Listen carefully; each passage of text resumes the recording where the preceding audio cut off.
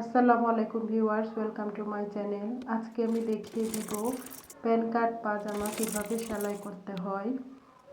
এখানে আমি 39 সাইজের পায়জামা নিয়েছি। আমি সাইডের যে কাটা অংশ সেই অংশটি আগে জয়েন দিয়ে দিচ্ছি। আমার দুটো সাইডই জয়েন হয়ে গেছে। এখন সোজা পাটে আমি একটু চাপ সেলাই দিয়ে দিব।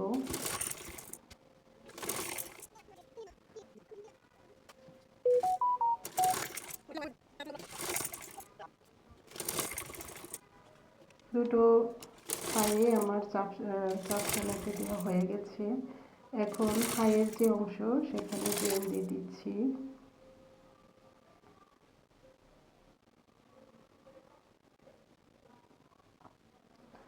অবশ্যই আপনারা ডবল সেলাই দিয়ে নেবেন। এখন আমি পায়ের যে মুহুরি রয়েছে এখানে জয়েন করব। এখানে নিয়েছি আমি এক্সট্রা কাপড় 4.5 ইঞ্চি। এখানে মুহুরির অংশে আমি 3 ইঞ্চি কাপড় রাখবো, আর বাকি যে অংশ সেটা আমি ভিতরে ঢুকিয়ে মিলিয়ে দিব।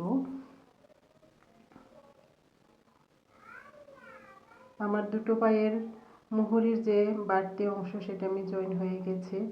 এখন বাড়তি অংশ যে নিয়েছি সেটির বাইরে আমি একটি চাপ সেলাই দিয়ে দিচ্ছি।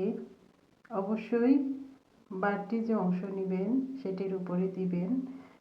চাপ সেলাইটি দিচ্ছি এই কারণে যাতে এটা উল্টালে যাতে ফুলে না থাকে, যাতে বসে থাকে সেজন্য।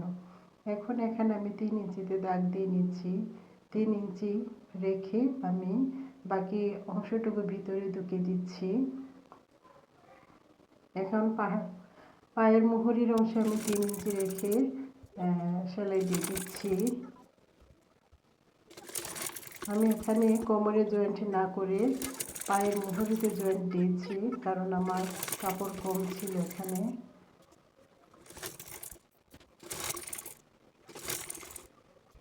এখন আমি 5.5 ইঞ্চি মুহুরি রেখে জয়েন্ট দিয়ে দিচ্ছি।